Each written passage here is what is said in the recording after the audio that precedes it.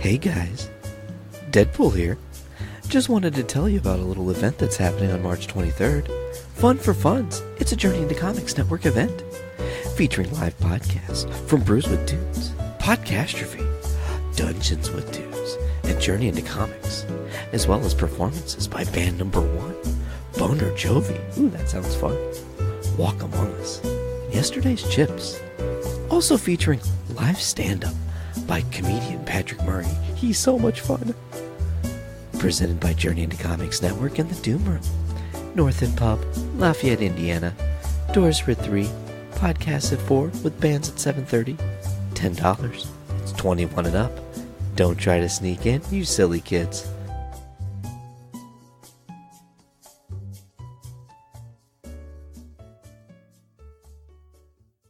The following Journey into Comics. Journey into Comics. Journey into Comics. Journey into Comics. Journey into Comics. Journey into Comics Network Production. What's up? This is Tyler from Podcastrophe, and you're listening to the best of the week. And here we go.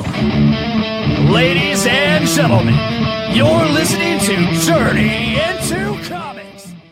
Today I am joined by my very special co-host for this episode. Welcome back for 2 weeks in a row, Mr. Tyler McLaughlin. How you doing? Good. How are you doing? I'm spectacular. You're enjoying the fruits of my cat. That sounds weird. I'm very anti-cat, but this cat is irresistible. Wicked awesome. She's cute and old, and Old lady cat. she's like Betty White if Betty White was a cat. Yeah. And Cammy White. I'm going to call her that from now on. and was thin. Yeah, she's real thin. But today also joining us, welcome back to Journey into Comics, Veronica. Hello. How are you? I'm good. I'm happy to be here. I'm glad you're back. Me too. It's been a hot minute. I'm happy to be here. We have a lot to talk about. I'm excited. Lots and lots and lots to talk about, but we brought a couple more friends along for the ride. Also joining us, welcome for the first time to Journey into Comics, Skylar. Hello. How's it going? It's good. You're also enjoying the cat. She's a very nice cat. She's Cammy's jamming, chosen man. her. Telling you. She's been claimed by the cat. And then, of course, also joining us, co-host of Foodies Watching Movies and Gallifradio. You know her. You love her. Welcome back to the show, Miss Sarah. I lost my strawberry. I'm getting it. I got it. I lost it in a sea of chocolate. can have it. Now it's more delicious. V coming in like the Coast Guard, just Rescue. rescuing that strawberry from the chocolate ocean. That's what I Does do. that make the fork the helicopter? Yes. I'm a motherfucking It's hero. not just the helicopter, but it's the retrieval basket also. Oh, yeah. It's everything all wrapped into one, yep. Okay, I love that. So, Tyler, you're here, and Skylar, you're here in our world, in Podland. We made the special journey, the pilgrimage. You journeyed into comics. We journeyed into the I comics. see what you did there. Pod comics. Ha, ha, Hell ha. yeah. So, we got to probably reminisce on that. How was your drive up? Pretty awful. Awful's a It word. usually is. Well, Yeah. I mean, we left later than we planned, and then traffic trying to leave town was actually just as bad as the bad traffic that I texted you to let you know, hey, we're getting delayed. It took us 30 minutes just to get out of Lafayette, when in reality it should take us about 8. And it's a Friday. And it's Friday, so it was Extra. that much worse, because I was supposed to get off work at 3 o'clock so I could beat a lot of the 5 o'clock traffic. I was going to get off at 3, shower, get ready. We were going to be on the road by 5. We've only been planning this for 2 months. Right. So I got quite a bit delayed, and then we got into all that 5 o'clock traffic. Then once I got on the road, I thought, we're going to get basically to Remington, and then we'll be out of the traffic because it's way after 5. And no. That's when it hit. We were going 70, or I was going about 80. We went 80 to 0 in about 30 seconds. Oh my gosh. And then the entire stretch of that first traffic backup, there was no reason traffic was stopped. Yeah. You know what it is? Probably rubberneckers. There was probably something that they were looking at. No. There was nothing on the road at all. Damn. It was just open space. There was no trash, no accident, no cop, nothing. Weird. So, and then, obviously once we merged on to 8094, then it's good luck, everybody. I'm gonna change 7 lanes at the same time. Mm-hmm. It's a jaunt. It's quite a jaunt. Got to drive fearless when you come up here. But I want to mention real quick that, funnily enough, you left at the perfect time because I was talking to you on FaceTime and said to your FaceTime, I was like, I'm going to text you my address right now. And then I immediately started cleaning and forgot to text you the address, and like 40 minutes went by, and I was like, oh, fuck. Did you just lose a strawberry, Get too? that strawberry helicopter. Get it going. I'm on it. Oh, she Got it. revived it. I really set up a game with the toothpicks, you see. Yeah, we're having like this. This is all for my ridiculous 70s style chocolate fruit fondue thing. I'm all about it. Yeah. Man, that's jamming. Mm-hmm. I was almost worried a little bit because I didn't know if you took a nap. Me? Like you said, okay, I'm gonna send you my address right now, and I was like, okay. So I went in daycare, picked up Ruby, got going on the road. I'm chatting with Ruby as we're driving, and I'm like, that fucker still hasn't sent me his address. Not a big deal, I'll call him if I need to. Yeah. And in my mind, I was like, you know what? He's cleaning. There's probably a movie on. He sat down, kicked back, like, man, I'm comfy. Catch you heckin' snooze. Like, I mean, it's not Friday. heckin' snooze. It's Friday evening. Yeah. I would not look down on anybody for taking a heckin' snooze. No, man. That is not what happened. I just got, like, lost really hardcore in, like, the ADHD of just, like, doing all the things, like cleaning the house. And it was kind of a fun game because it was like I had a little bit of work in the kitchen, a little bit of work here, a little bit of work. So I was just pinballing myself. Bam, bam, bam, bam, bam. And then when you called me, like, the reality that you guys were going to be here set in, and I was like, I only have X amount of time to get all this shit done. Hyperdrive. Womp. Like, let's fucking do it. And then, like I said, I was going to change the laundry, and I came in here, and as I walked around, I was like, motherfucker, oh shit, Tyler, let me do this right now immediately. But I didn't allude to that I fucked up. I just, like, kept it cool. I was like, here's my address. I knew you forgot. Yeah, totally. It's just part of it. Awesome. Love it. But you guys drove up for a very specific reason. It's not like we're just, like, fucking around. And while that would be sweet, right, this was a pretty badass Friday because while listeners are checking us out on Monday, we got to see Captain Marvel tonight. On International Women's Day. Hey, happy International Women's Day. Thanks. This is like a big special. It's like the most ladies we've had on JICN. There's a lot more estrogen in this room right now than there is testosterone. We are outnumbered. Right. Get used to it. Even the cat. That's what I was going to say. The cat. Both of them. She's like, motherfucker. Pet me. But, no, I want to know what you guys thought of Captain Marvel. Like, I think we should just, like, really... First of all, here's kind of how the breakdown of how I want to do this. I want to talk about things we liked and we didn't like, generalization or whatever, and then really review it and say what we say. So let's go around. I don't know who wants to start, but what did you guys think? I'll start. Okay. If you don't mind. Sure, please take it away, V. It is International I love it. Women's I love it. Do it. Take the lead. She just took charge like a fucking game. I'm doing it, motherfucker. I feel like that's how this movie was, too. Do you like my segue? Yeah. All right. Yeah. So, yeah, Captain Marvel. It was a badass movie. I really liked it. I thought it was really good. I would watch it again. I thought it was, there's, always going to be something that I don't like about something because I'm me. But honestly, I really liked it. General overview. A general overview. I liked it. It was great. Cool. Tyler, you want to go next? Yeah. Counterclockwise this shit. For anyone that has ever listened to the show or listened to my show, Podcastrophe, knows I am very anti-origin story. In my opinion, going to the movie to see an origin story is a waste of a movie ticket and a waste of a movie production, unless it's done extremely, extremely well. Movies like Ant-Man, fantastic Great origin story. Yep. Black Panther got its origin story in Civil War. But enough went on in Black Panther that I don't even need to talk about that. Sure, fair point. I think I heard kind of some spoiler-free reviews yesterday, and a lot of people said that this is the they compared it to Iron Man and Thor as being, and Captain America for that matter, being the most similar in the way that they've done the origin story. But I think it's the best one that they've done other than the original Captain America. Because, again, anyone that's listened to me talk about it, the unpopular opinion guy, I'm not a fan of the original Iron Man or Thor movie. I think they are both awful. The first Thor is admittedly pretty bad, especially when they were doing more of the, what do you call it, like the Shakespearean talking. They were really trying to drive the Norse home thing. Yeah, like I thought the first Thor movie blew. Once they kind of stripped that away by like Ragnarok, which really is what it took, the re-evolution of Ragnarok. Which I think was because they had such success with Guardians. Oh, yeah, totally. Absolutely. It totally changed the way that they were going to write the rest of those Marvel movies, I think. But so every mainstream review that I read, as far as the positive points go, I agree tenfold. It was fun.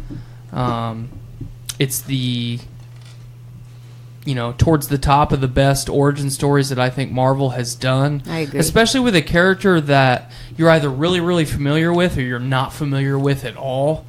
Very well said. I think they did a good enough job of... This is everything that you need to know about this character because she doesn't even know she figures herself out throughout the movie. It's what makes it a really good, unique origin story, Absolutely. I think. The only critique that I have, and it's the same critique I've had for the last couple Marvel movies, excluding Infinity War, I think the cinematography and the editing was shoddy at times. That first act was really, really choppy, and I don't dig that. And some of the CGI was not Disney Marvel standard. I vibe that. Particularly some of the parts towards the end of the film. Where there was a lot of business happening, I guess is the way to say that. If she was moving very, very fast, it looked kind of shoddy. Yeah. But not enough to make me say, you know what? Don't spend $90 to go to the movie and see this. That's kind of my shtick. Yep. $10 movie ticket, or $80 in concessions. Easy. So, especially if you buy 2 popcorns, you're fucked. Oh, yeah. Totally fucked. Skylar, what are your opinions on this movie? I thought it was a good movie, and I haven't seen very many Marvel movies, so... That's what Tyler was saying. Let's talk about that for a second. So you just recently saw Infinity War? Yep. And it was like a game changer? Mm-hmm. It was a very good movie. Okay, so what did you like about Captain Marvel? Scoot closer to the table. I know. She's covered by a cat. She's been claimed, remember? It's okay. We're just like... Sorry. It was a female character, and I thought she did a very good job. Some of the action shots were kind of crappy. Not crappy, but I don't know. They were just... Not as good as you've seen with everything else. Yeah, like... Having just watched Infinity War. Yeah, so that was really good. But I thought it was a good movie. I liked it overall. Oh, yeah. Sarah? It was fun. It had a lady. She was good. Had 90s music. Yeah, we had things to say about the soundtrack. We can talk about that later. Yeah. Oh, yeah. We can talk about that in a bit. I always have something to say about that. But I don't know. I liked it. It was. It felt like your standard Marvel movie to me. I don't know. I hate saying that, but I get. I'm like, it just felt like the same kind of thing. It felt. This one felt a little bit like the first Ant-Man movie to me. It had that kind of a. If I could put them in their own mini genres of Marvel movies, I would put it in with that one. I like that. But. Yeah, it was all right. I liked it for what it was. Yeah.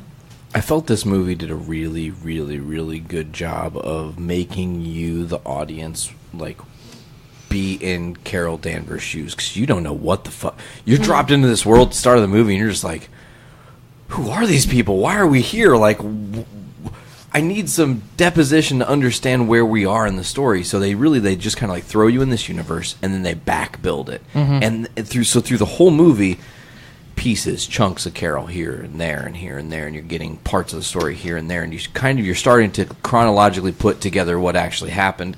And by the time you figured it out, they're telling you on screen almost succinct, like, this is what happened. What you thought happened. And and this is why she was lost and everything. So I also think it did a really, really great job of throwing me for a little bit of a loop. My expectation as a Marvel comic fan, the Skrull are the worst of the worst. I mean, Secret Invasion is a storyline very near and dear to my heart, and their invasion of Earth and the decimation of the Avengers, and I mean, that's a whole, literally Secret Invasion is what I think they're building to, but we can get into that later. This movie just did a really great job of setting her up to be standout. Like, Captain Marvel is across the board now standout. She's different than anything we've seen before. It's almost as if Nick Fury should have paged her a little bit sooner. Well, and I think he was really driven home. And you know what? You're not wrong, but No, I'm not. Again, No. You know, there was a lot of conjecture, and a lot of people said, well, first of all, we didn't see this in the movie, but they said Carol Danvers could time travel. She didn't do that in the movie. So maybe that's something we see in Infinity or in Endgame. Who knows? I don't know.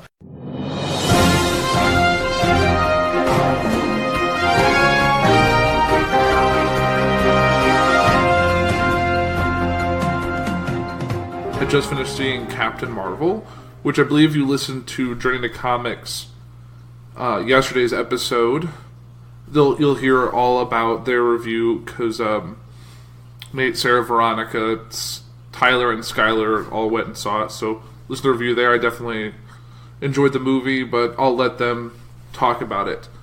But while I was there, I noticed something that's I've been kind of mulling over in my head since I saw it, and or since I've been working and kind of being out in the world.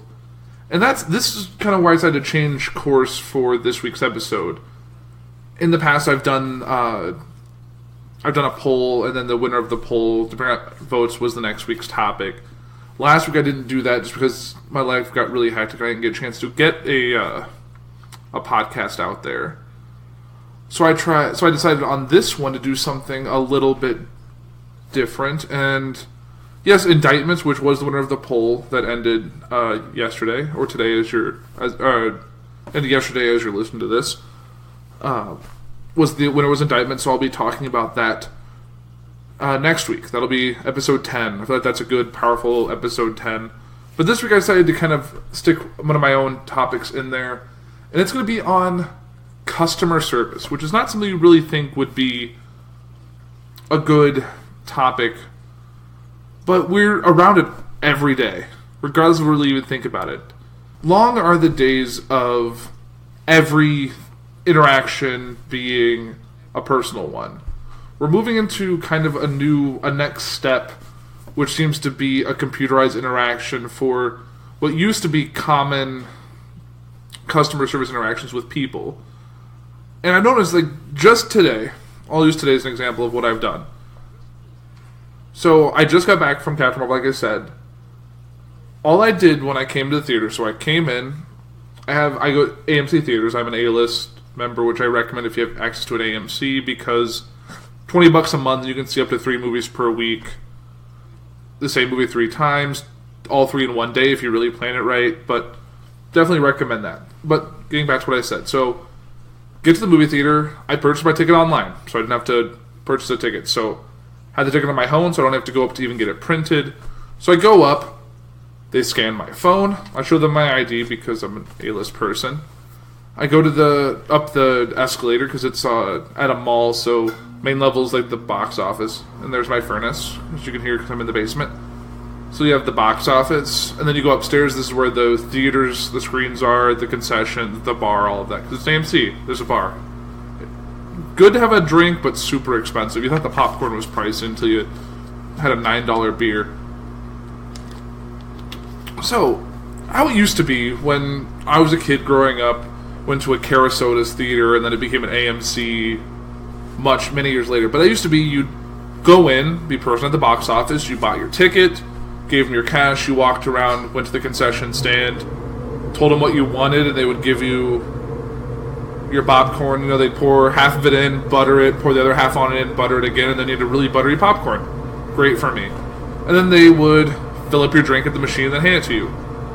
That's all kind of gone away. Now, when you go up to a movie theater, you go up to the screen, eat up there, go in line for your concession stand, and they give you now empty cup, butterless popcorn in whatever candy, other concessions you might want. And then you go over to a self-serve butter station. You butter the top layer of your popcorn, so by the time you get halfway through it, you're now butterless, which probably is healthier, but if you like buttery popcorn, you end up having just regular popcorn by the end of it. And then you go to I have a lot of these I've seen now, and it's one of those touchscreen Coke machines. You go in there, you pull your eyes, then you touch the screen with what drink you want. You can get the regular, you can get like one with like cherry, orange, vanilla, all those fun flavors you can get added to it. I can get like lime Mr. Pibb because it's a Coke machine, and why would you want that? It's just like you see the ad for the orange vanilla Coke, which just sounds disgusting. I'm not a vanilla cola person, just not my thing. It's if I'm gonna have something sweet like that, I'd rather have a root beer. But detracting. So you fill your machine, and then that's your interaction. Then you go take your seat. And really, you can even get away from doing that. With the AMC, you have an option to order your concessions online and have it delivered to your seat. So the only interaction you have for the movie theater is you go in, scan your ticket, go sit down in the theater, and then 5 minutes before the movie starts, someone will come by, hand you a drink and your popcorn, and you're good to go. You don't have to really interact or talk to anyone. You can even just nod as they hand you your stuff and then be on your way. And I think that's kind of something that's sad. Like, we're exposed to so many... So, like I said, I was going to go through my day. I don't want to get ahead of myself. So, before that, I was at a department store. It was a Menards.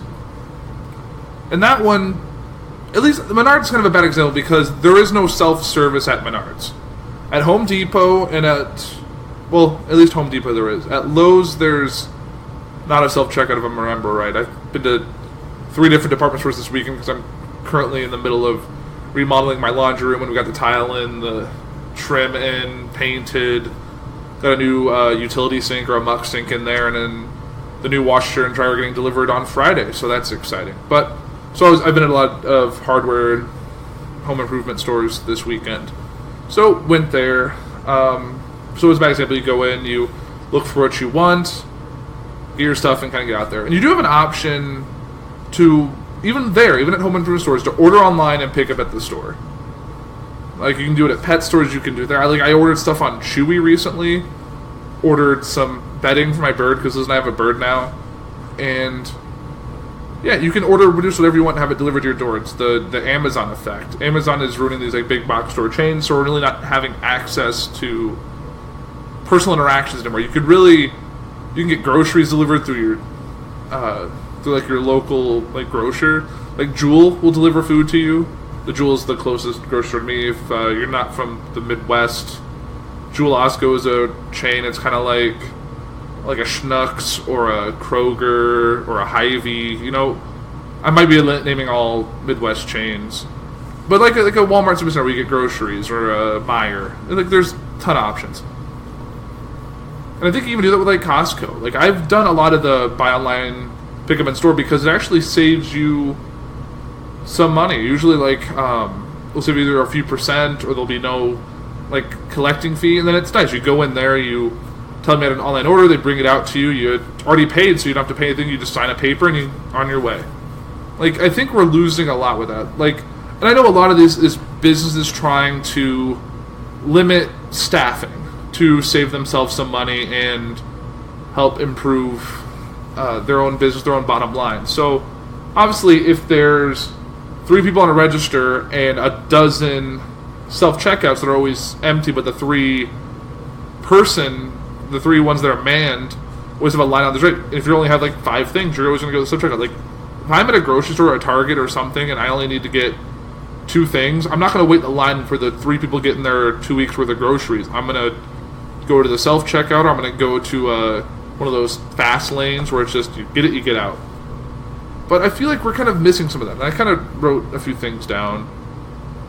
I'm kind of still in the self-checkout, self-service movie theaters, but yeah, I feel like we're missing something by not actually having the access to it. Like, you used to be able to make small talk, actually have personal interaction. I know, obviously, all of us have day jobs. If you don't, good for you, making money and not having a day job. But for, like, the other 90% of the world, that have not like the U.S. really, working age over 18, just kind of rambling here, have like day jobs. So obviously you interact with people at your day job. You have friends. You talk to that. You go about that your day and all that fun. And maybe after that you really don't want to deal with another person.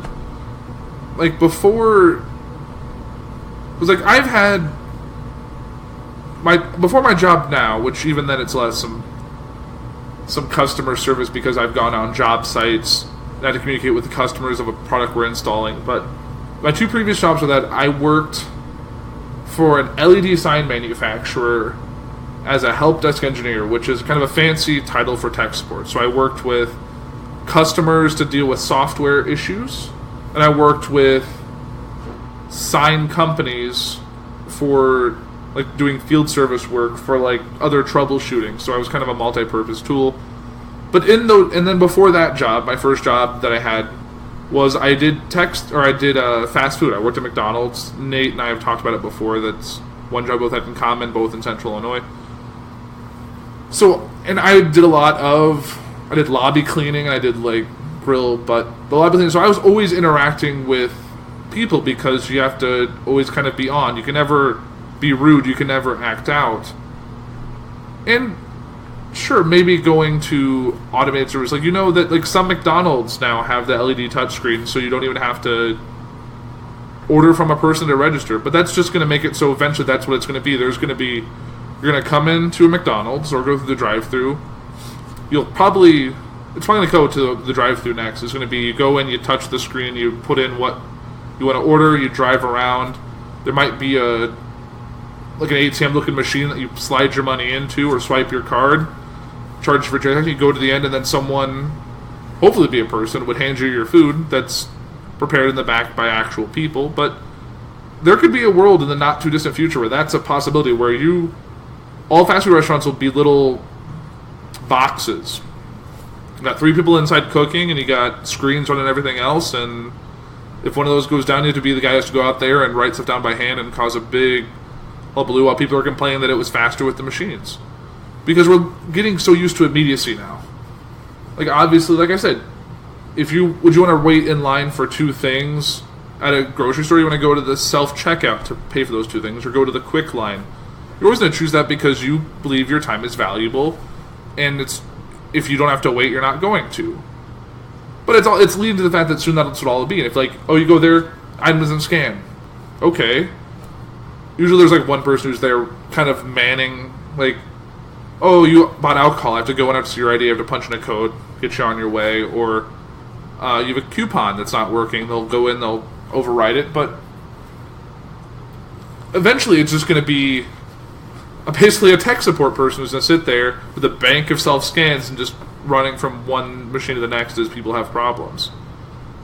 And I've always liked self-checkouts. I've used it, but those people complain like people make memes about I'll still waiting for my W-2 from Walmart for all the checkouts I've done this past year, or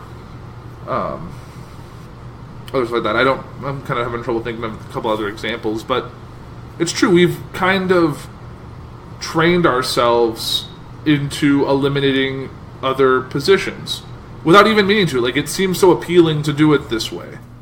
Like, oh, I don't have to go... Like, I'm not going to go wait in a line for 20 minutes just to have an interaction with another person. I'm just going to go here, scan myself, get out. And then eventually, the people that you actually look for a doctor, like, there was... Before I moved to my house and I was in an apartment, there was a jeweler I always went to, and basically every time I'd get there, it'd be the same guy I was working with. We had a rapport. Like, we didn't know each other, but we knew enough to be like more friendly than you are with a typical person. So enough that you can make more than small talk. You're like it's probably typical passerby talk, but it's you know each other. It's not weird. It's not purely professional. It's like, oh, hey, how's this? That, or they'll make comments about what you're picking up, or like I've had people, like, I've picked up, like, random things, and they'd be like, I want to see how you're putting all this together. I'm like, well, these are all not going in the same recipe. I don't think peanut butter pasta, AAA batteries, and a can of Monster are really going to make a delicious treat. And Nate, don't get any ideas as you're listening to this. I don't want you to make a recipe with Monster, peanut butter, and pasta. Maybe with chicken. Maybe if you like sauteed it with the monster. Don't get any ideas, Nate. If you're listening to this, no. And speaking of that, I'm going to take a drink break. And as Nate would say, this is Curtis. Shout out to Pour 360, which I started listening to right now. Water. The drink of champions. H2O. Yeah, it's a little late. I'm a little tired. It's also, this is the first episode post the time change, so couldn't fall asleep much last night, and then getting up this morning was like trying to wake the Crypt Keeper. But so I'm managing through, but it's getting late, and I definitely want to get out your episode. So we've talked about fast food and how that's all automated, to how we even treat the people when we actually have to deal with a person. Like I had a recent experience at the DMV, which is usually followed by groans because no one likes going to the DMV. But I've really never had a bad experience. I've been to the DMV three times this year for the same type of reason. So first time I went back home because my car was in my parents' name under their insurance, and as a married adult, wanted to get that taken care of. So as you're listening to this, I am officially not on my parents' dime in any way, shape, or form. I'm my own man. Hooray for me.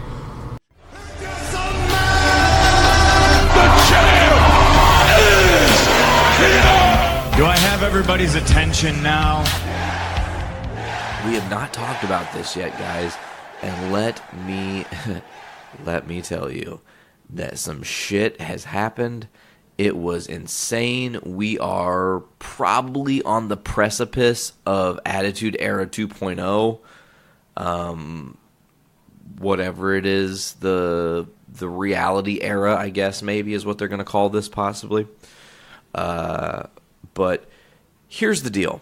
So there was a little bit of back and forth on Twitter. You guys know what's been happening. Rhonda and Becky Lynch have been going back and forth, insulting each other. So Rhonda called out Becky Lynch's fake prison photos in a hallway.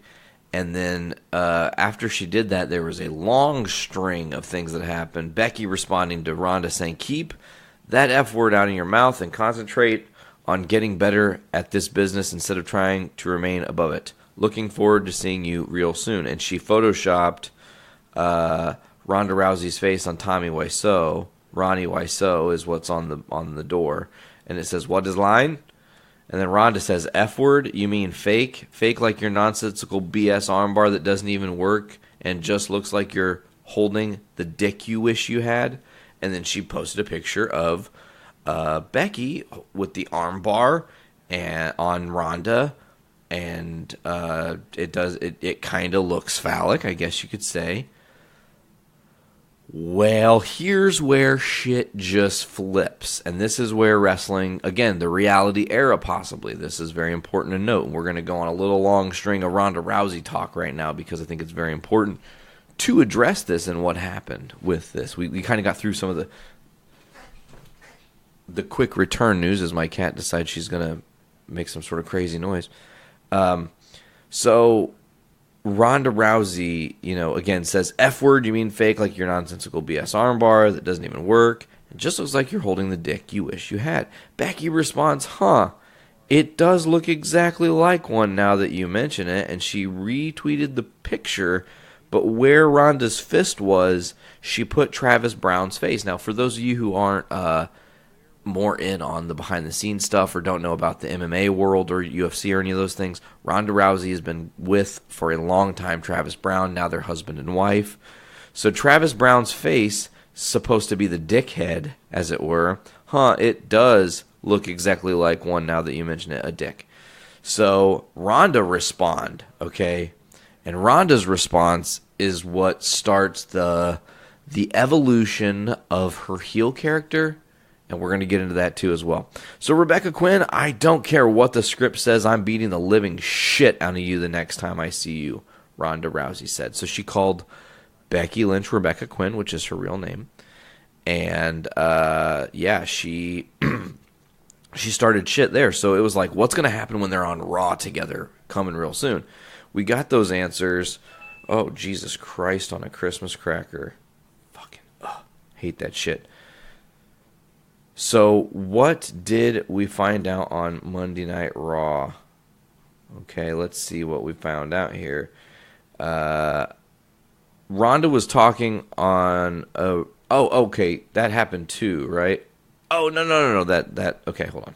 Sorry. My little liner notes are out of order for some reason. That one got out of order. Okay.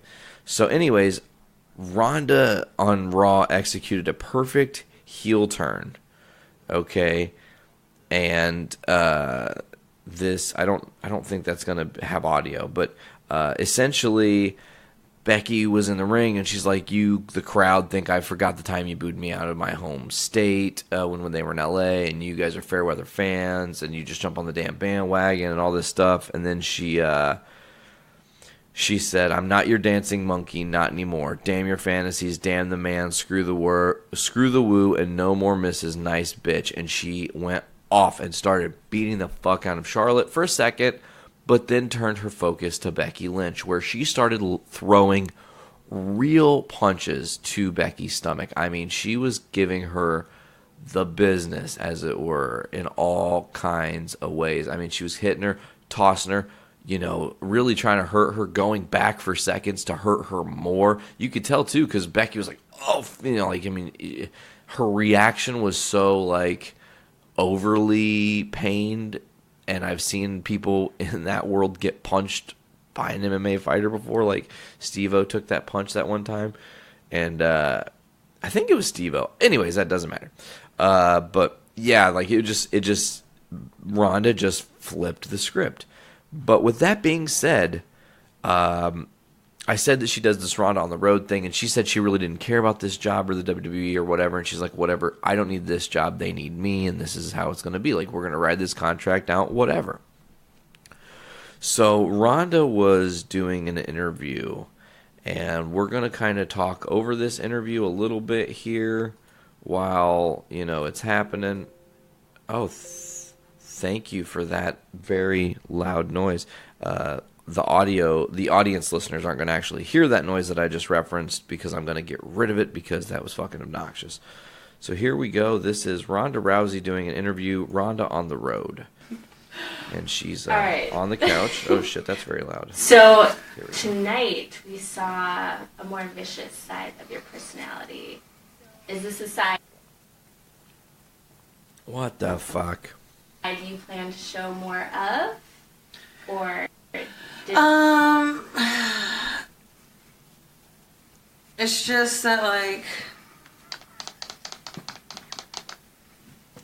I'm tired of just being here to entertain people, and I'm not taking any more direction or notes or orders, and every time I go out there, I'm going to do whatever the hell I want to do, and they're just going to have to keep filming and cashing the checks that I bring in. What else are they going to do? Not accept the money I'm making them? So, Charlotte seemed content letting you and Becky mix it up in the ring tonight. Are you worried that you might be concentrating too much on Becky and not enough on Charlotte? No, I'm not worried. Becky pissed me off the most recently. I promised. And you know what? I don't even call her Becky. Rebecca Quinn talked shit about my husband, and I told her I'd beat the fuck out of her next time I saw her. And guess what? I beat the fuck out of her, didn't I?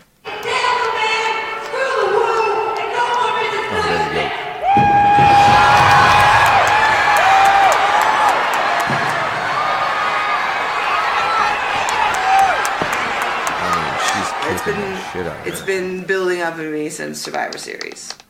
100%. Yeah. Because, dude, me and Charlotte put on, it was a hell of a fucking match. And I also want to note, and I took up a hell of a beating. She's got two people doing her. There wasn't a person there right that wasn't completely fixated on everything that was going on every single second. Showing we her completely stole the show of the whole card. And in the same venue where I fought Kat Zingano at home, they booed me out of the stadium. And it was just such a slap in the face. I'm just like, you know what? Fuck you people. Fuck all you guys. Like, even Los Angeles. They don't have any fucking pride in their own city at all. They don't. Oh, the Lakers are winning now. I'm gonna go for Lakers. Oh, the Clippers are winning now. I'm gonna go for the Clippers. I don't think anybody fucking knows the Rams are there. And the fucking Dodgers got booed out of the stadium at home during the World Series. You know what? That whole city is just a bunch of people who are fucking transplants. They're trying to escape shitty-ass fucking Ohio, wherever the fuck that they're from, and they have no pride in L.A., and they're gonna come to our fucking games and shit on our teams and say, I'm fucking from Los Angeles, I've been living here for 10 years. No, you're fucking not. So it's been bubbling up in me since then. So tonight when you were giving your promo, and... It wasn't a promo. They gave me other things to say, I didn't fucking say it. Oh, really? That's the thing, it's not a fucking promo. It's not an act. I'm not going out there and doing their fucking act anymore. They can say it's part of the act and try to save face to everybody else, but it's not an act. I'm going out there, I'm doing whatever the hell I want, and they can explain it away however they want, but fuck them. Everybody, WWE Universe included. I meant that I'm going to disrespect the sport that they all love so much. Oh, don't break kayfabe, Ronda. Wrestling's it's scripted. It's made up. It's not real. None of those bitches can fucking touch me. The end. Shit. So Ronda Rousey laying down some very, very brutal words, saying some pretty intense shit. Essentially she said she loves this job. She doesn't need it. You guys heard in her words explaining what she thinks. She said, fuck the WWE Universe. Wrestling scripted. I mean, she said don't break kayfabe while breaking kayfabe very clearly. Like, it was, if this is a work, it is a very good work. And if it's one of those in-the-middle work, shoot, CM Punk type things where Ronda's just like, you know what? I'm a megastar, and I'm allowed to say fucking, and our president says worse, so I'm going to say fucking, Like, if that's kind of her headset, then cool, man. I love it, because it's bringing that viciousness back. And we've actually got more expletives coming in the episode that I want to kind of mention, start and kind of spawn right here. Ronda Rousey and the Reality Era movement. So Misha Tate says that Ronda is legitimately furious about the joke about Travis Brown being a dickhead. Let's see. Misha Tate, who used to fight Ronda Rousey in the UFC, was co-hosting MMA Tonight and was talking about it. And she said,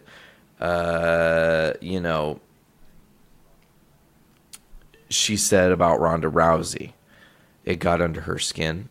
I know about this. You don't talk about her family. You don't talk about this, even if it's just a joke. She does not have a sense of humor, and therefore shit got real. No, Ronda's pissed. Ronda's not joking. She's not playing games. She's not used to having to play by rules. She's never had to before. Why is she going to now? She's already broken the rule with the F word, saying some things are fake. She's not a company woman. She never has been. And I mean, obviously, then you guys heard the other thing with the, all this shit. So the anti-wrestling rant led to some backlash from her peers and people who are in the industry. I'm going to read some of these people's, some of these people's tweets. Charlotte Flair said, can someone please remind Captain Badass here that her last 2 fights before coming to WWE ended with her unconscious and sobbing in the cage. 4 years ago, you were untouchable. Now, not so much. You're a class act, Ronda Rousey. Eye-rolling emoji. Lacey Evans saying, Lord, someone needs to wear the same Holly Holm gear and shut her the hell up. Rusev saying, Ronda's new character is not real. She is playing a badass, but we all know that she ain't in real life. And people are going after her, man. I think that this... it's just... Look, Ronda Rousey is a draw, no matter how you slice it. You look at it, she's a draw. She kills it every time. So for her to say, bitches, you got to play by my rules now. Because, I mean, really, look at it. What are they going to do? Fire her? What's she going to do? Immediately go get a hold of AEW where she can make just as much money and be a different kind of badass? Like, WWE pigeonholed themselves with this Ronda Rousey signing. Because, yeah, she's the top draw. Yeah, she's the reason that the Fox deal went through and the WWE is now going to be on Fox. So you can't get rid of her. She literally has them by the nuts. And the most they can do, the worst they can do, the absolute worst they can do is take the belt off her and take her off TV. Take the belt off her, that's one thing. Okay, taking the belt off her doesn't necessarily delegitimize Ronda or, whatever. Because, again, you've put in this possibility, we're going to talk about that in a minute, for a stipulation. Because there was a stipulation added for Ronda essentially said that she wanted Becky Lynch to be in the match at WrestleMania 2. So they made a Charlotte Flair versus Becky Lynch match at Fastlane. Winner of that, if Becky won, she gets added. If she loses, she's not added. We'll talk about that in a minute. So, Ronda, plays by her own rules, and you take the belt off her, sure. Okay, but then you can keep it interesting because you have the belt off her, you can give her other feuds, you can have her go to SmackDown and maybe try to win that title, shake things up a bit, give her a new landscape, whatever it is you want to do. But then, if you take her off TV, you're just taking money out of your own back pockets. It's literally like punching yourself in the fucking face. It's not doing any good. We're gonna fuck the sodomites in the...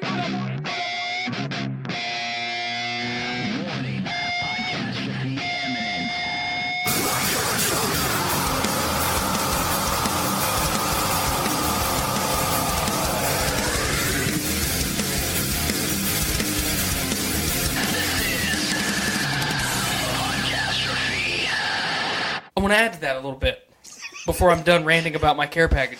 Hold on, this is great because you didn't even bring it up. We had been planning to bring this up just to get you irate. The Butterfingers? Yeah. Oh yeah. We were planning to trigger the fuck out of you. And you did it yourself. I spent 8 minutes in the gas station. I timed it. 8 minutes looking for original recipe Butterfingers. Okay. Scouring the place. I dug through that rack of candy. I wanted a Butterfinger. I'm surprised you didn't stock up north, because didn't you talk about it on JIC? Well, I did. I happened to stop at a gas station when I left Pod HQ, and all they had was new and improved recipe Butterfingers. Oh. So, anyway, so we took Ruby to see how to Train Your Dragon, the new one. Enjoy it. Opening weekend. It was great. Not as good as the second one, but still fantastic way to end the story. So it was while my dad was in town. My dad and I are standing in line. Skylar and Ruby went to get our seats. And I'm like, yeah, I want some fucking popcorn because I fuck with popcorn real hard. Yeah, and I was like, I got to get some fucking Mountain Dew because I fuck with Mountain Dew. And then I was like, you know what? Nate told me that they changed the recipe for Butterfinger. I need a fucking Butterfinger right now. So I said, hey, give me some of them Butterfinger snack bites. Didn't even look at the box. Oh, no. Didn't look at the box. Oh, no. I sit down in my seat, inhale my large popcorn by myself like I always do. Yeah. And I've bear witnessed. You've witnessed. I have to. I grabbed that box of Butterfinger snack bites off my little chair tray. And as I'm opening it, I grab one, put it in my mouth. And right as soon as my taste buds register that, hey, there's a Butterfinger in your mouth, my wife leans over and goes, they're the new recipe. And I hadn't even chewed them up yet. I hadn't even chewed it up yet. I looked down at the box, and in bold fucking red, blasphemous letters, it says new and improved. And it's not. It's nasty. So I thought, okay. I'll chew it, I'll eat it, I'll even swallow it. And I'll try another one to see if number 2 is better than number 1. Nope, it was worse. I need to try this. I have.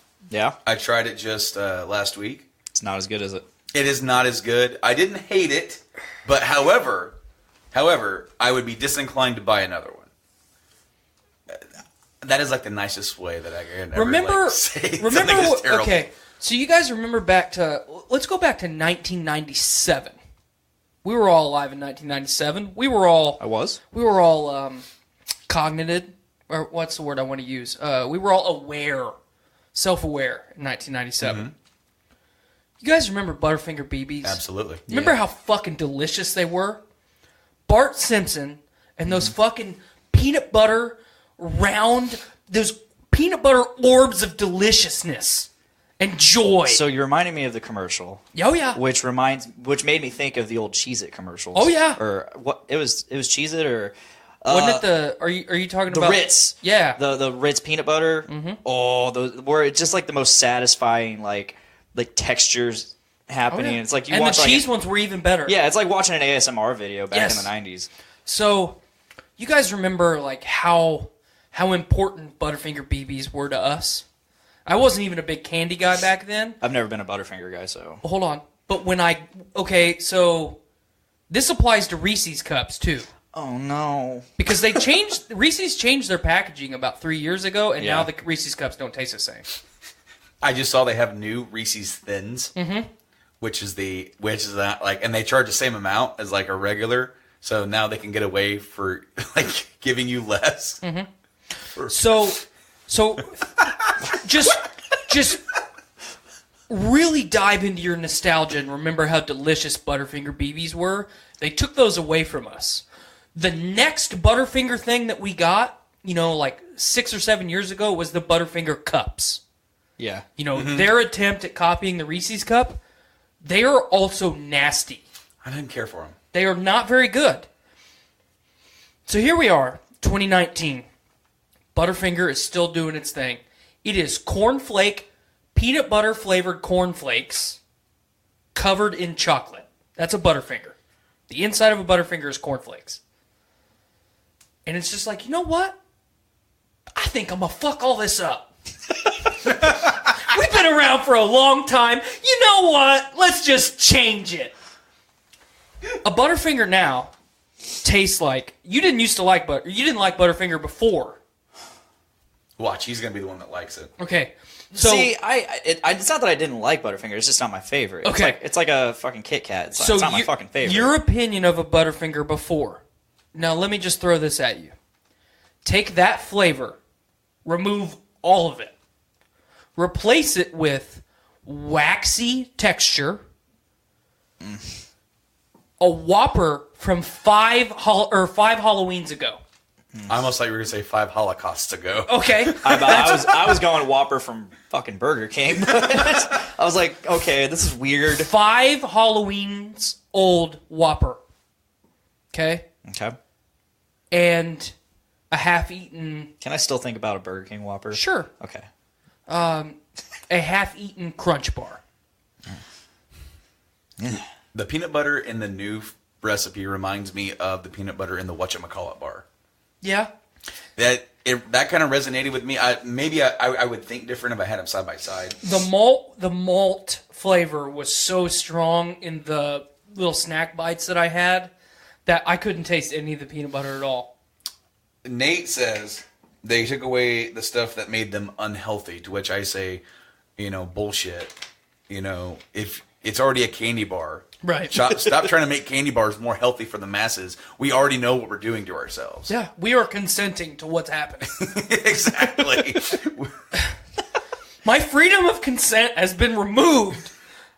They changed cereal a long time ago too. Like either that or it's just like Trix. Like Trix are for kids, and we just don't. We're adults now. Yeah, we're adults, and we can't. So maybe not only did they change the shape of it, or maybe we don't see the shape of it, and we we don't taste it the same. We can't.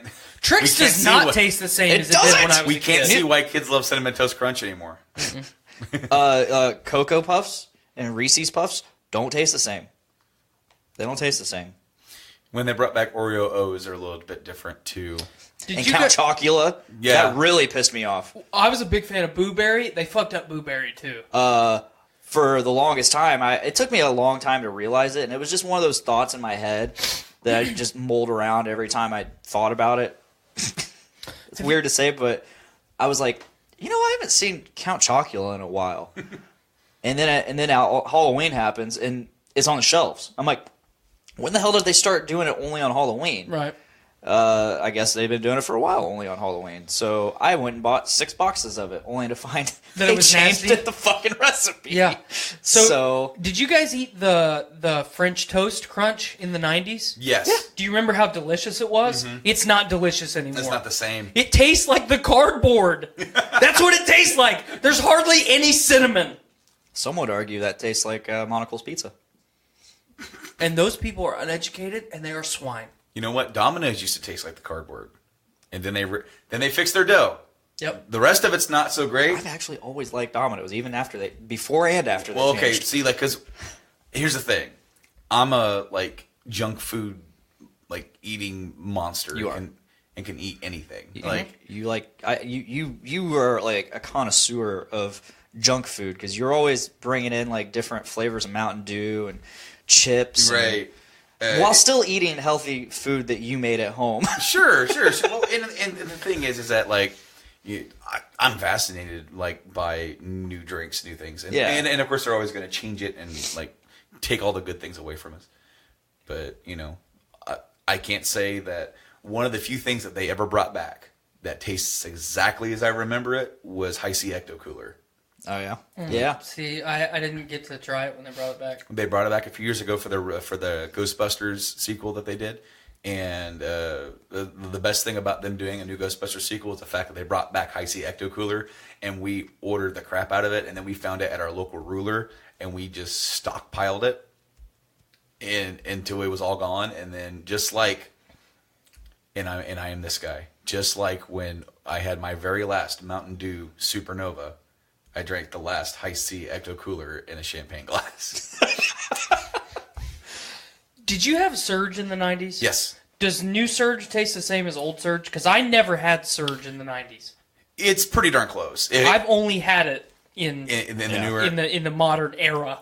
And see, okay, so there's also another thing that's going on around here with all of these things coming back and all of these them changing things, or even things because our taste buds change as we grow. Every 5 years, your taste buds completely dissolve and regrow. So I never ever liked or wanted to have anything to do with sushi, and all of a sudden it's fine, I'll try it, and I'm fuck with that. What? And it was the same thing with sauerkraut or anything like that. Mm-hmm. As a kid, get that shit away from me. And then I hey, curiosity. Here I am, 25, 30 years old, taking a nibble, and I'm like, do I want to go home and make sauerkraut? And my wife is like, no, you will not stink up my house. And I'm like, that fermented cabbage is delicious. But what if I like it now? And it's the same thing. Surge to me tastes pretty damn close. It doesn't have. I mean, maybe it's because we're not kids. Also, it doesn't give that same rush of having a whole night's full of energy off of one beverage. However, shortly after I moved to Indiana, this is 2007, I found an original Jolt Cola. What? It was at a Big Lots. It was probably 20 years old. It was in a 24-ounce bottle, and I bought one. It was a Sunday. It was a Sunday before going back to work from my very first shutdown. And I remember drinking this thing, not having ever tried any sort of narcotic other than alcohol. There are some uppers in that damn thing. I have never felt that sort of caffeine sugar rush high off of a single beverage ever. It was awesome and scary at the same time. I was trying to put together a fan that I bought at Big Lots also. I like how you're saying beverage. And I was bouncing off the walls. I might have said, I was saying some crazy shit. I was cloud 9. Was there peyote in it? There may have been. I don't know. If there was, I want some. I'll order a slat of that shit right now. And then, of course, they brought it back later on as a different beverage. It's not the same. This was original Jolt Cola. And, everybody from back in the 80s, you don't know shit. You Surge ain't shit next to Jolt Cola, and I will attest. Because that shit, I remember tackling my girlfriend, who would become my wife, onto the bed, staring deeply into her eyes and telling her that I was her Salisbury steak sauce. I'm not sure why that got brought up. Let me get my little book out. Yeah, write that down. Anyway, speaking of bringing, always having new things, I did bring stuff for us to try. Awesome. So let's get it out. Let's see this. So while he's getting prepped there, I'm obviously not Brandon's level of junk food connoisseur. Yeah. But I also love it because I almost bought one of those when I bought this. Orange vanilla Coke. It's supposed to taste like a dreamsicle. Kind of does. I've had the zero variety. I have not tried the original. I bought one for each of us to try. Oh, thank you. And so, I mean, I know that there's a show on the network called Brews with Dudes. This is more like Cokes with Blokes. Ooh. Cokes with Blokes. I like it. But every time, I don't eat very much. Oh, that's not it. I try and, eat somewhat health conscious. Hold on, let's do what Nick does. Hold on, right here. Oh, I thought we were going to do it in tandem. I'll do it too. Let's have a chain of them. Oh, yeah. Oh. But every time I see something that I love... smell it like it's a beer, too. You can kind of smell it already. What a pleasant aroma. Yeah, I do. Let's see how the mouthfeel is. Yes, canned carbon. Very acidic. Kind of flat. But very delicious as far as the dreamsicle goes. Yeah, I'm getting dreamsicle for sure. Mm-hmm. For and sure. see, it's I feel like it's a bit light and it doesn't overpower the fact that it's still Coke. Mm-hmm. Yeah, there's still enough Coke in there within its fabric and makeup to tell you that this is in fact a Coke, and the flavor is just right there kicking in the background. You smell it, it hits you, and then you're like Coke, and then it kind of comes back in with the aftertaste of dreamsicle. There's a soda. There's a type of soda that's sold in Europe. It's a German soda. It's called Mezzo Mix. It is orange soda and cola blended and then packaged. And it is one of the greatest things that I've ever consumed in my life. You're listening to the Voice of Survival Podcast. Ladies and gentlemen, your host, Nate Phillips.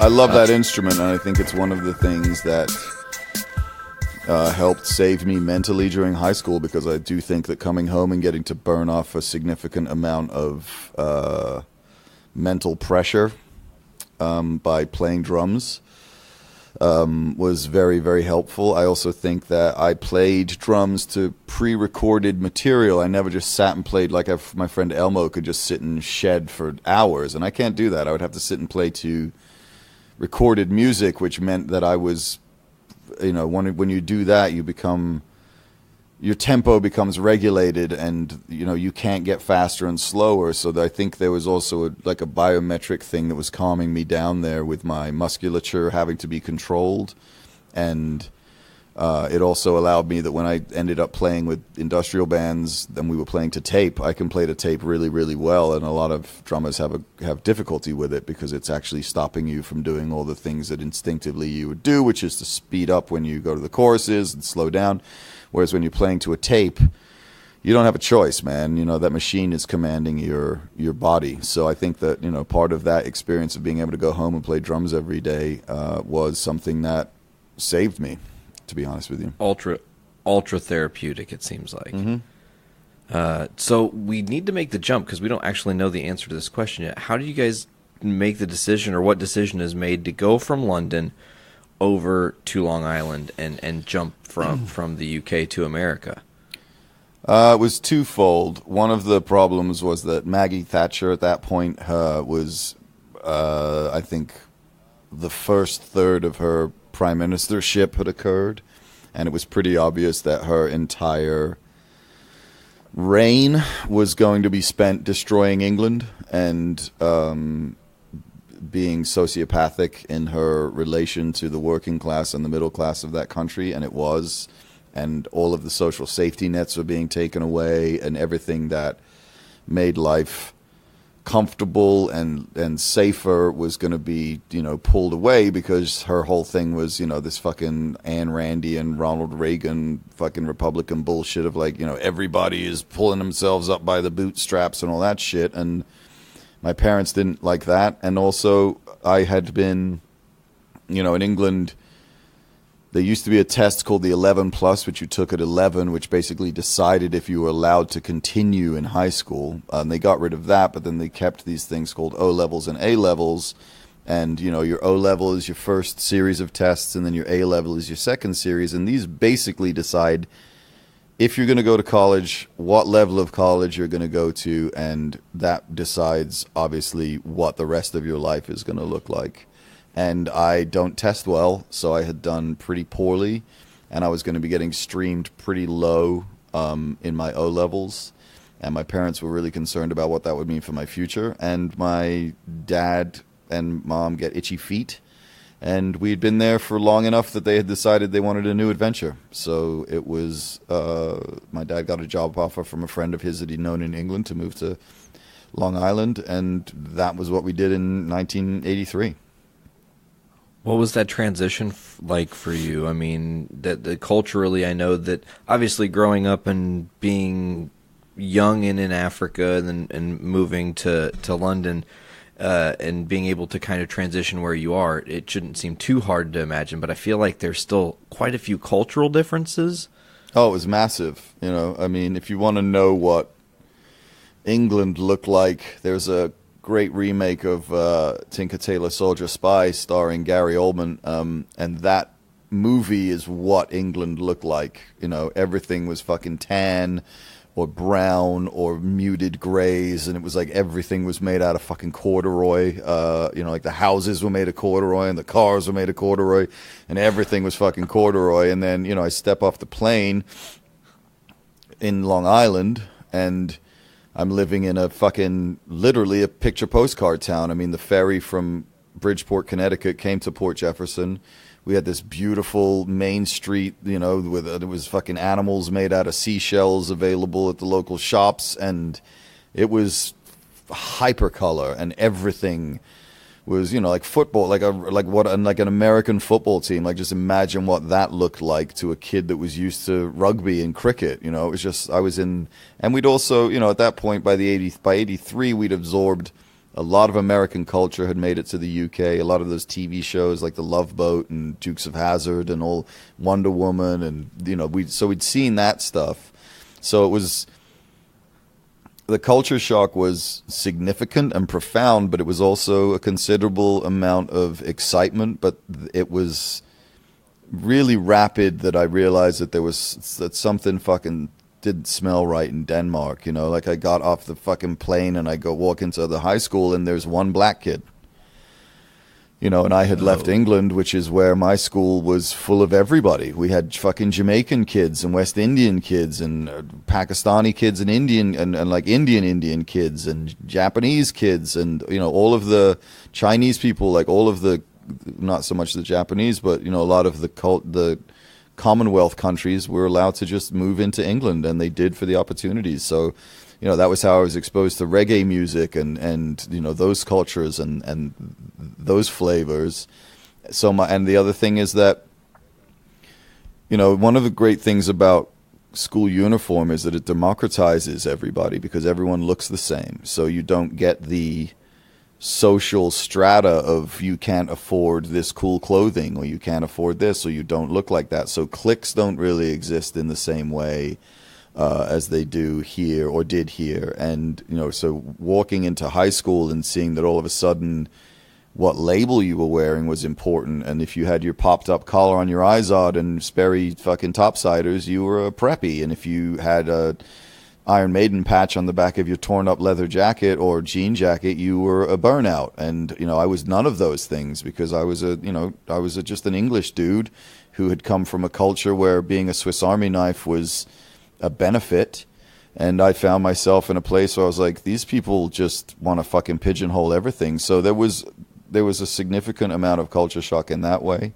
But I also think that, I was, having come from England, I was smarter than a lot of the people that I went to school with. And that's just the fucking blunt and smart in that I had seen more of the world. I had already been to Europe 100 times, you know, like my family. I'd been to Germany and Italy and France and Belgium and all of these, because it's a fucking ferry ride away back in the day, you know. Now it's a train ride, but it was a ferry ride. So I was so much more well versed in the world, and half of the people, if not even half, 7/10, if not more, of the people that I spoke to of my peer group had never left Long Island.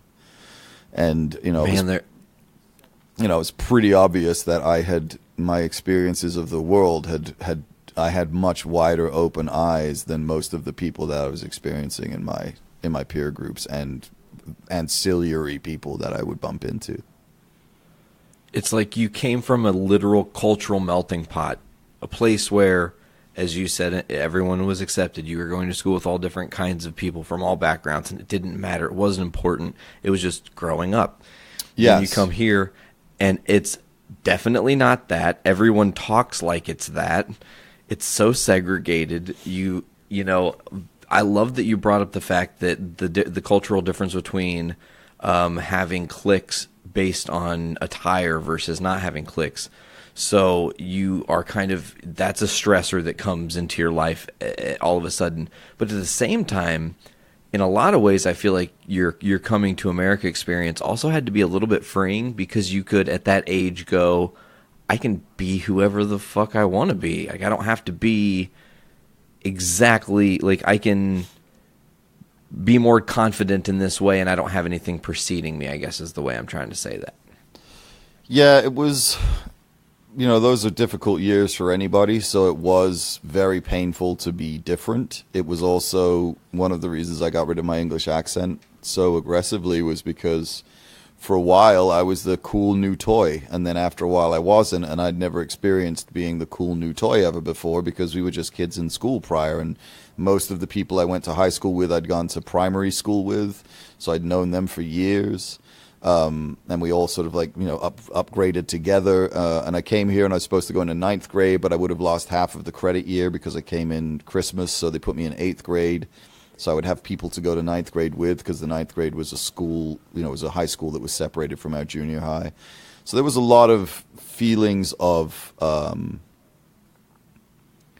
I felt ostracized as well as enormously accepted and wanted, and then when the toy wasn't really new anymore, it became more difficult, and I experienced that.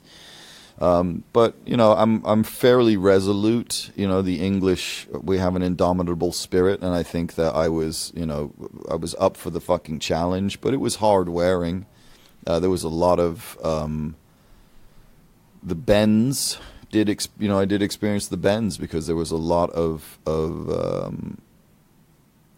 things that I had to come to terms with very quickly. You know, one of them was that I realized that in America the arts aren't nearly as respected as they were where I had come from. You know, like, actors and musicians are legitimately rock stars in that society. Like, it's a completely cool thing to go and be an actor. It's a completely legitimate line of work to go into being, you know, a musician, because it's, you know, they are seen as the cultural movers. And over here it was like, oh, those seem to be childish fucking distractions. And I enjoyed acting considerably in England, and I was very good at it, and I was getting opportunities that were leading me to think that it was probable that when I left high school I would want to continue acting. And I came here and it was, you know, acting was for faggots, honestly. You know, like, that was the thing, is that, you know, queers did art, and I stopped acting and I went backstage and became a set designer, and that was what I went to college for. That was how, you know, technical theater came into my life. And I certainly, you know, I don't think that I wouldn't have followed an acting path had I stayed in America, but I'm fairly sure that had we stayed in the UK, I would have maintained acting, and I would have continued doing that for sure. I was going to ask that question, so that kind of wrapped itself up, because getting opportunities and having a love for it, is that something that the acting, I actually genuinely didn't know this about you, so this is really a cool little extra segue here, but Was the acting, is that something that you feel like is unfinished business for you, maybe, that you would like to dip your toe back into that now? I mean, especially being immersed in that whole entire universe of Hollywood, California? No, because one of the things that I cottoned onto pretty quickly as well was that I'm much more interested in telling my own stories with my own voice than telling somebody else's story with something else's voice. Oh, well said. I love that. So that was, when I started writing in college and really started looking at what I wanted to do and trying to work out what that was, I didn't enjoy the experience of becoming somebody else. It didn't make sense. It made significantly more sense for me to be able to translate my own experience, because that, to me, there was a level of altruism to that, because you could also then help to educate people or show people that your struggle and their struggle were the same, and you could I don't find inspiration in an actor's portrayal of something, but I find something inspirational in a storyteller's telling of their own story and their own struggles. That to me is how you can inspire people with performance. And I've luckily enough found myself, where I now am strangely performing, but it's performing in an entirely authentic way where I don't have any protections at all. It's just simply me hanging out and talking about the music that I'm in love with. So I do a show, but I don't consider it a performance. So that was the relation that I had. That was the relationship that I found myself having with dramatic arts, was that I had no interest in telling stories that way.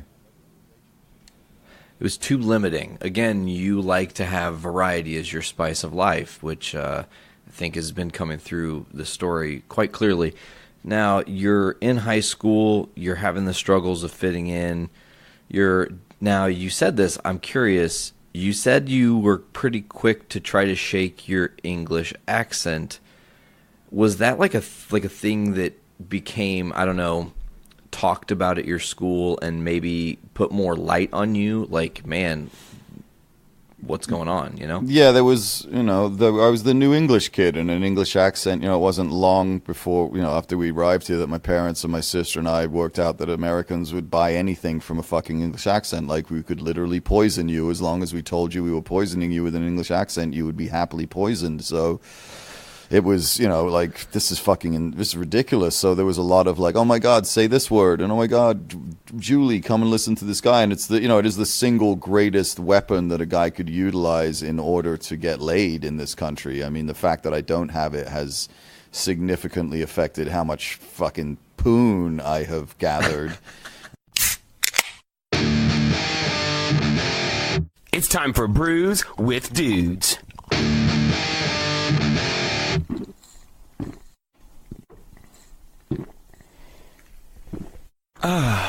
Juicy. It's pretty very good. cloudy too. Yeah, you can see through it, but not very clearly. Mm-mm. I was judged by how I'm able to see my hand through the glass. Oh yeah. You can see your hand, but it's not very. You couldn't tell what it is. You can tell that there's something back there. But true.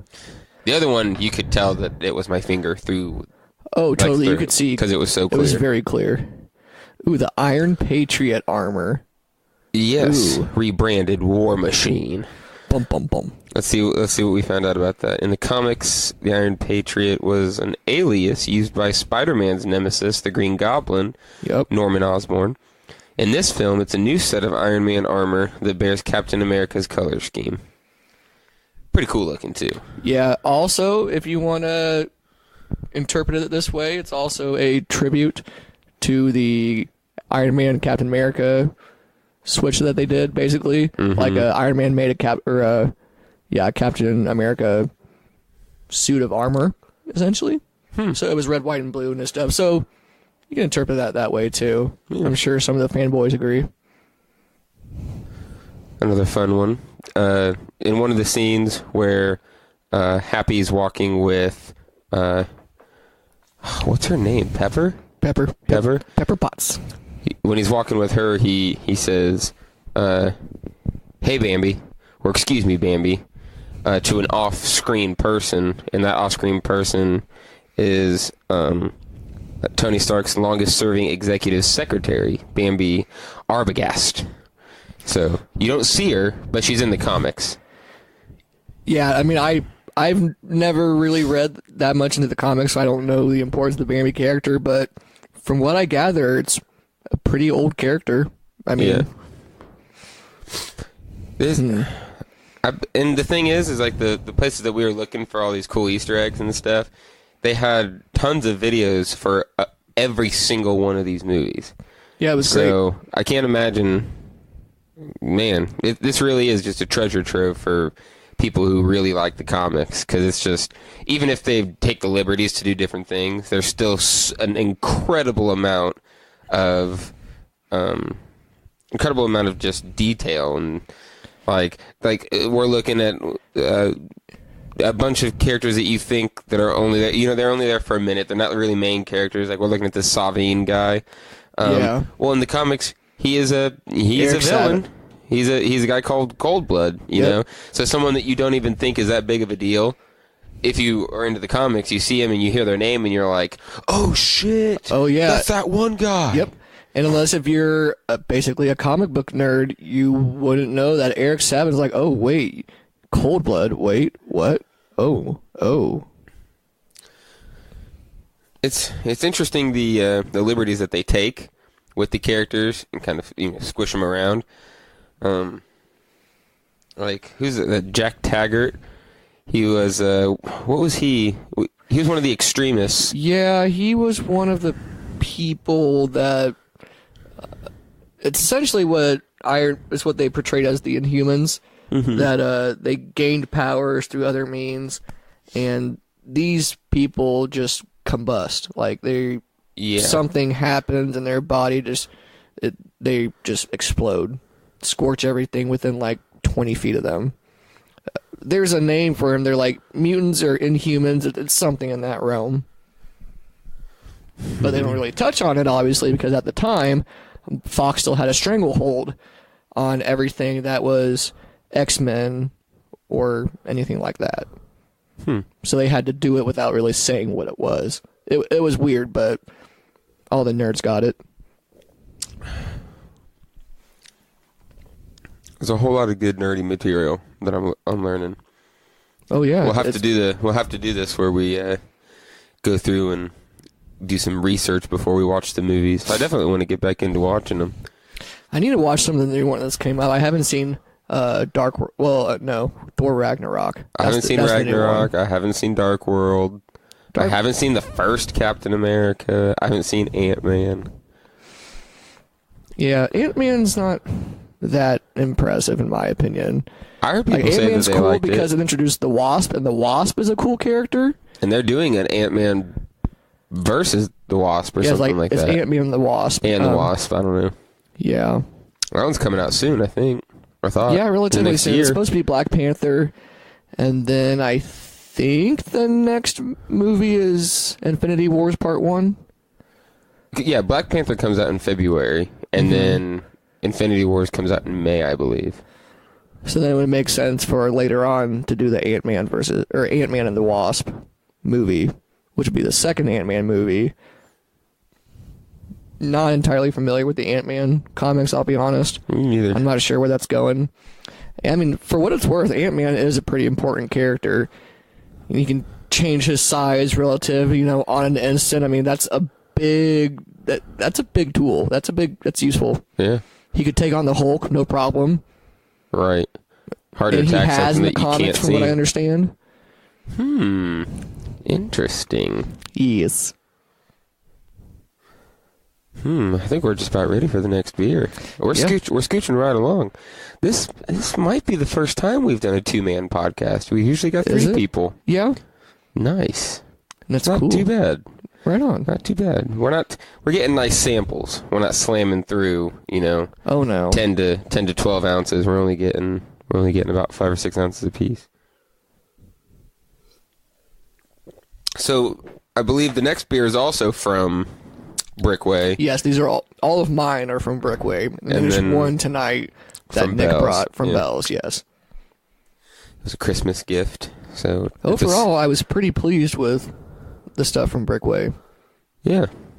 Overall, the experience there and I don't know. Like I said, they cut me a deal, so that's brownie points right there automatically. Brownie points are nice.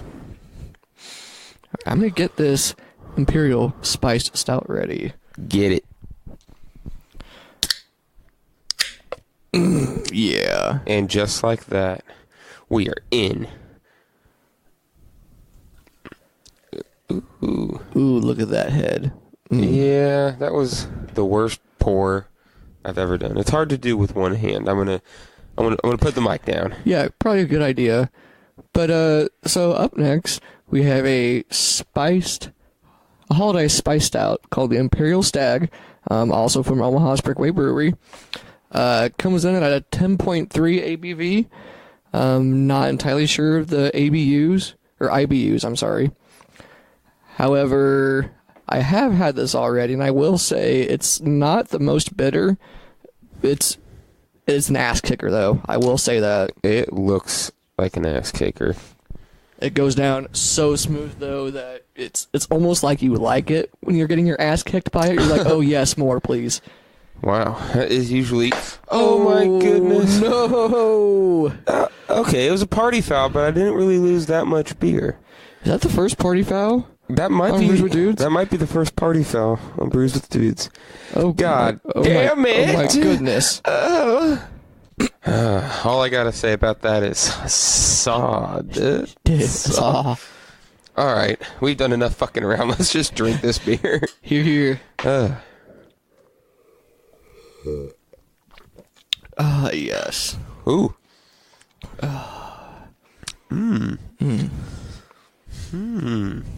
I don't know what to say about that just yet. It's definitely strong. Yes. It's a really, really dark red. Yes. Very amber, I guess. Yeah, amber is a good description. I think that's, what they I feel like the spices... It's very spicy. It almost helps not make it feel as much of an ass kicker, if you know what I mean. Mm-hmm. But you still feel it. You're just like, oh man, this is heavy.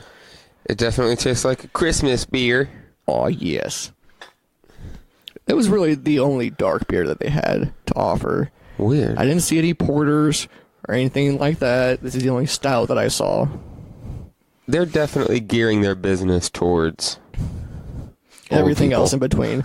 They had a bunch of IPAs, I will say that. Really? Why didn't you get any of those? They didn't have any on sale. Damn it. I know. And that was honestly, that's kind of what I was going for. I was on a budget. I understand that.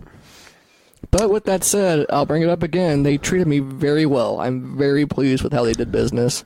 Right. For a tourist, that's an awesome thing. It's a good way of getting your name out. Like so many breweries try to do. Anybody, really. I think that's pretty important. I'm gonna drink some more of this stag. It's got a nice big old stag on the can. Yeah, the artwork's pretty cool. I think on the can actually has a website for the artist of the can and more of his stuff. So I thought that was pretty neat. Who is this while we're talking about him? Dave Koenigs. See artist Dave Koenig's full artwork at drinkbrickway.com.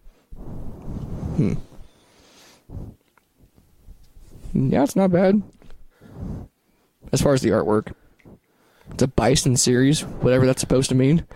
Probably won't have the chance to know because I don't know when the next time I'll be in Omaha is. Probably won't be able to figure it Shout out to Carissa and Kirsten. Maybe we'll go down there sometime. I don't know.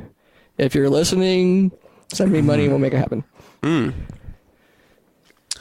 So let's try to remember exactly where Stan Lee made his appearance in Iron Man 3. Okay, we were debating about this earlier. Where exactly do you think it is? It was at a beauty pageant, but I don't exactly remember. I don't recall that either. I don't recall why there would be a beauty pageant situation. I feel like we're really failing right here. Regardless, it was like the film setting. They were looking at the screens of different shows that were going on right now, and one of them just happened to be one with a Stan Lee cameo. He was revealing like a number, like he was a judge in something, or I'm not entirely sure. Yeah, that was the extent of the cameo, and it wasn't really much. Yeah, okay, that's exactly what it was. It was because they were. It was one of the scenes where they were getting ready to have the Mandarin come over the airwaves and take it over. So right, you're okay. Right. It was just one of those quick things that was with that Aldrich guy. Okay, fucking Killian. Killian. Is it Aldrich Killian? I think so. I think I said it backwards. Yeah, I wasn't sure. I wouldn't really know. I don't know. So what did you think? 1 to 10. 1 to 10. In terms of, we can do it in terms of like we did last time. In terms of just a movie. In terms of it as a Marvel Cinematic Universe movie. As a movie by itself, it's certainly not Saving Private Ryan. Probably a 5 or 6 out of 10. As far as the Iron Man series goes, probably like a 4 or 5 because it's not my favorite of them at all. As far as the trilogy as a whole, probably still a solid 5 or 6, just because it shows the importance of Tony Stark is developing.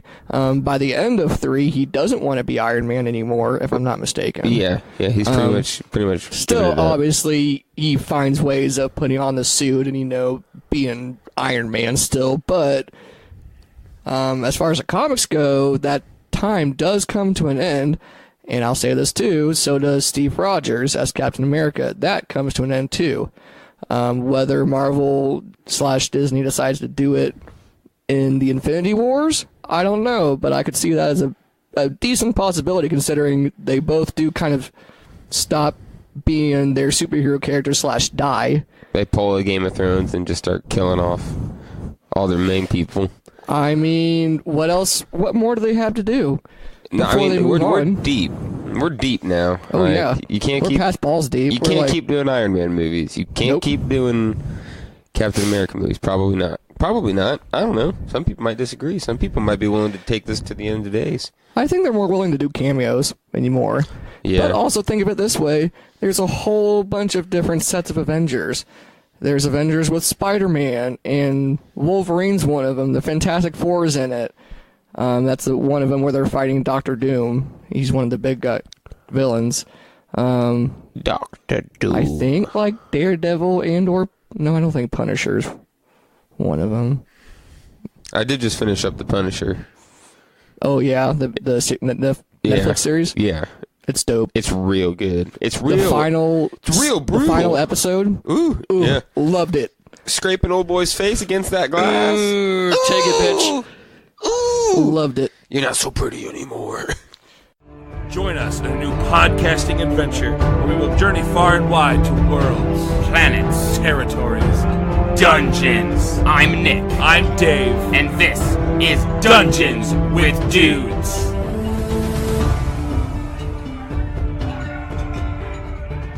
We're feeling nice and loose. This is our third session of the day. Hour number 3, episode number 3 of the Death House.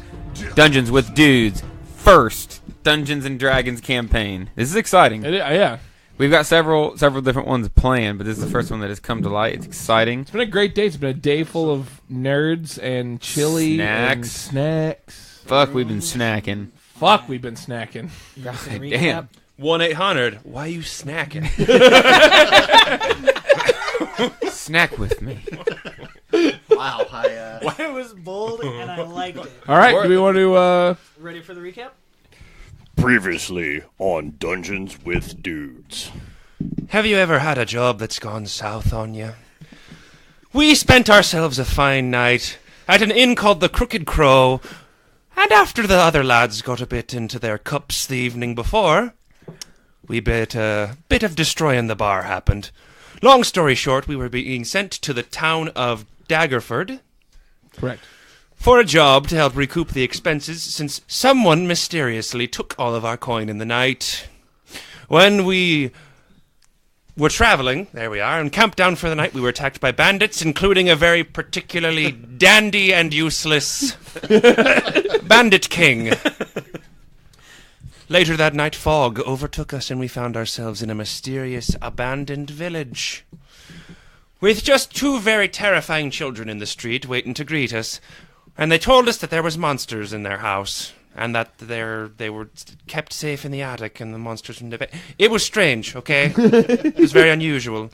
But we fell for it. Not a single parent anywhere to be found. Not a single parent, except me, anywhere to be found. Needless to say, we went into the house, we got trapped inside, did some investigating, fought an enchanted suit of armor, fought a ghost from a corpse that was chopped up and put into a chest. And, of course, who can forget, fought the broom. Fight. It was The broom had the upper hand for a moment there. The broom was bullshit. Really swept the floor with him. Oh, Callum, I love you very much. Thank you. It cleaned his clock. Cleaned his clock. And now here we are, post-broom fight. Continuing on the path of discovering what exactly is wrong with the Death House. That was excellent.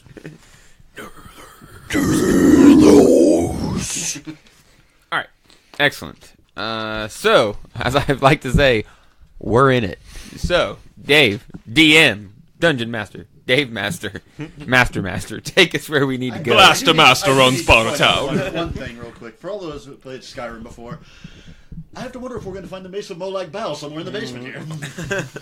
That would be wonderful. Speaking of, then we which have to go floor kill a are we cleric. on? Which floor did the broom encounter happen on? This is the 3rd floor. This is 3rd floor. And there's, you pretty much searched everything in the 3rd floor. Oh, yeah, because the last door that we opened was the broom. Was fucking broom closet. And I got fucked up. All right, God forbid we actually find a full of this broom closet. You may run screaming. The mini boss. Oh, no. All right, let's go down to the 2nd floor then. It's a bunch of mop buckets, too. Oh, did we finish going through all the doors here? Yeah, we did. Yes. All right. Okay, so we're 2nd finished floor with then. All right, you guys Second floor. enter the 2nd floor. So we didn't really... What's the landing of the 2nd floor like? I don't think we really looked. We didn't. Not really. Hall. It was the one that had, if you remember... We just stomped right through. You still got fuck that room. Nope. Are we there yet? No. It had the portrait Anything of here? the Keep going. family. It had the Oh, portrait. so this was where those suits of armor were. Yes. Oh, okay. So we did look around here a little bit. Yeah, because we searched We these looked at suits of them. armor, and these armors didn't attack us. It was the one on the 3rd floor. We didn't actually go up to him either. I did. I went up. No, and we inspected them. So there is 2 double doors on either side of the hall. Is that it? And then, Yes, did that they you can have see. markings? Were these the ones with the markings on the doors, like engraved? I mean, pretty much all the doorways have those weird Yeah. carvings on Okay, them. okay. All right, I would like to make an inspection since we've found a couple of secret doors already. I'm going to make a roll to see if there's any other secret doors on this floor. That is a natural 20. Ooh! You find all 0 of the secret doors. Fair enough. All right. But you did it with precision. But yeah, but you looked around there. Those 2 doors in either are unlocked. Hello, BK McCartney. Thank you for joining us. That's So who I was there- waving at earlier. I was like, hello there. So there are. Welcome. Let's see. Now there are basically there's a door on our left and a door on our right. Correct. What's that? There's a door on our left and a door on our right. Correct. They're both double doors. And both unlocked. We haven't checked them yet. Yeah. No, So- your search, you noticed they're unlocked. Oh, they're okay. Cool. Yeah, We'll go okay, with that. so You I critted say- your search. I'm gonna go over to the left door, and I'm gonna go ahead and peer inside. Like I'm not gonna like open the door widely or anything. I'm just gonna kind of peek my head in a little bit, see if I can see anything. No. Halfling, dwarf, dragonborn, Goliath.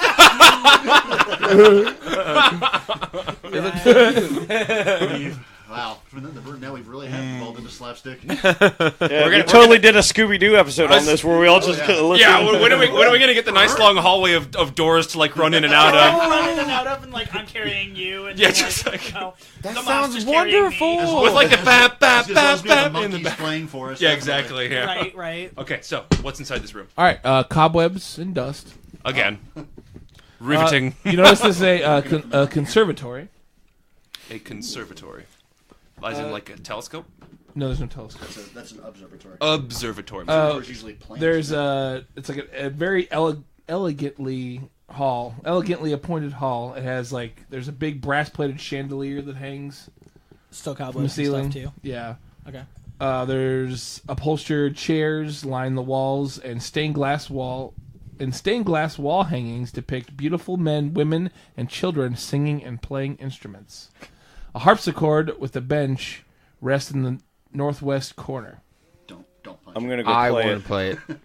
I'm going to hold on. All right. Hold on, real quick. Yeah. I want to roll perception and see if there's anything out of the ordinary. I will join. Hello, Lindsay. Thank you for joining us. Hi. It's Lindsay Grabble. Lindsay Grabble. 12. What the? It's actually Lindsay Gravel, but I like to say Lindsay Grabble. 9. So you got a 12? Yes. Yeah, I have What are we doing terrible here? Perception, apparently. Percepting? Perception. So. I got it. Consider me percepting. I have no idea what's going on. You've got a rock there, pal. I got a 2. Shut your dumb bubblegum ass up. Anyone above a 12? I got an 18. Above a 12? Anyone above a 12 notices all those carvings that are like the people and the men and stuff. In the stained glass? Yeah, are actually well-dressed skeletons. You get some of them are skeletons. Are they spooky and Spooky, scary skeletons and shit. Okay. Down your spine. Bum, Careful, bum. we're gonna get copyright strike. Oh, God. That was it. That dings us. No more paid advertisements on this. Not anymore. We got Jamie, just Could mute have it. monetized on this shit. Other than that, there's really nothing much else. Boring ass room. Does nobody go up and play the harpsichord? I'd like to. I want to. I'm gonna go up and punch the harpsichord. I'm gonna go up and back up. Straight up, I believe you and I can both play it at the same hold, time. Someone hold me back because I'm rolling up my sleeves. Because Because you're down here. I'm and gonna I'm punch it. I'm looking at I'm gonna punch it. I'm gonna look at it and go, do it. Do it, bet you won't do it. What would that? So what would I need to roll to go up there and play that? you go up there and you pluck the strings, and you're not great with a harpsichord, but but you're not bad. Is a harp or a harpsichord? It's a harp. Harpsichord's like a piano. And I'm good at that. What's a harpsichord? Okay, then it's like a piano. He's a pianist. Is that? All right, yeah, you're able to play an easy tune, like Chopsticks. I am a world traveler and a musician. Dude, Can you reach Oh, okay. I know how to play this harp. Okay, Can Paul, you you reach kill the it. keys? That's Really the quick. important thing. You kill Really it. quick. Play Moonlight. Play me some Moonlight Sonata, please. All right, I don't need to. You actually start playing through the fire and the flames. On a cold winter morning, and the time before the light. In flames of this eternal rain, we ride towards the fire. Yeah. You sure you don't need a stool there, short round? No, I got it. I'm standing. So we're really Okay, getting in Dr. on Jones. these copyright infringements, right? Oh yeah, Jamie, mute that out too. Thanks. Jamie, pull up Dragon Force dicks.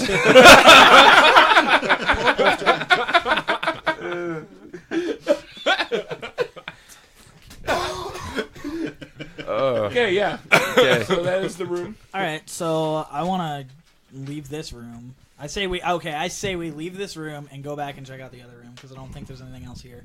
Is there like a closet or anything in here? Nope. Nah, We it's just kinda rocked the dust and fuck out cobwebs. in here. So if there's anything in here, it would have came out.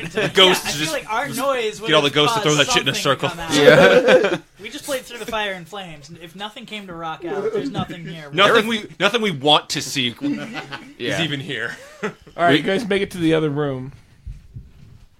It is words. You gotta read it. Words. Red velvet drapes cover. Yeah. Red velvet drapes cover the windows of this room. An exquisite mahogany desk and a matching high-back chair face the entrance and the fireplace. Yes. Above which hangs a framed picture of a windmill perched atop a rocky crag. Ooh, sword. Use the sword. There's something. Situated in corners of the room are two overstuffed chairs. Floor-to-ceiling bookshelves line the south wall. A rolling wooden ladder allows one to easily reach the highest. It's like a. It's a Beauty and the Beast library kind of thing. Yeah. Overstuffed chairs. There must be more to this provincial life. Tale as old as time. Wow, okay, fuck you, Belle. Shit. Bagel with cream cheese. Anyway. So we do know that the carving has a similar picture on the sword. On the sword, yeah. Let's not forget that. Real quick. Go stab the chair. I'm gonna go up and punch the chair. I just want to make sure it's not You going to attack punch you. Do a cannonball. You hurt your hand slightly. Do a Hurt my cannonball. hand slightly, like take 1 damage slightly, or just. I'm like, going it's to just, like, search the desk. Dave, can you not read the screen? Drawers and all. It said Dave needs These glasses. Yeah, I You saw were- that. You were squinting at it, so I wasn't sure if that was very accurate. I might need glasses. Who knows? Go to the doctor, friend. Look at me, a rich man who can go to doctors.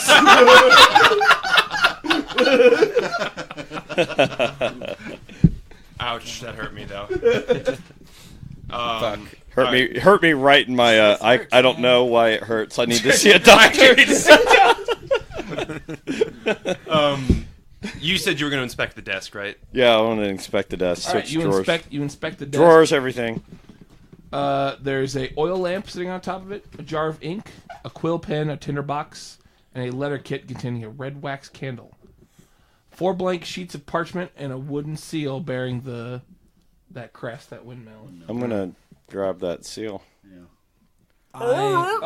Inside the desk is empty, but there is a iron key. I'm gonna grab that key too. Oh, hey, there's a key. Good idea. Hey, try that on the doors. What would you want me to roll to like check these? I know this is probably a tall order, but to like check the bookshelves to see if I could find like a fucking history of this house or something. I know. Make me perception. See if you can. Caught me off 20. 16 plus 4, 20.